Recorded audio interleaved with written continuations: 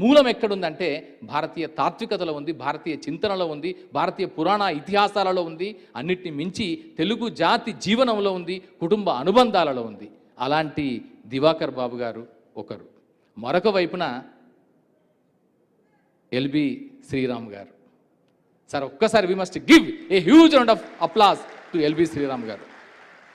నాటక రచయితగా మొదలెట్టారు, కథా రచన చేశారు, డైలాగ్ రచన చేశారు, ఆ తర్వాత నటుడిగా ప్రస్థానం మొదలుపెట్టారు. అమ్మో 1వ తారీఖు నుంచి మొదలుకొని తనదైన ఒక స్లాంగ్తో, తనదైన ఆ ఒత్తి పలికే ఒక సంభాషణతోనే మనందరినీ ఆకట్టుకున్నారు.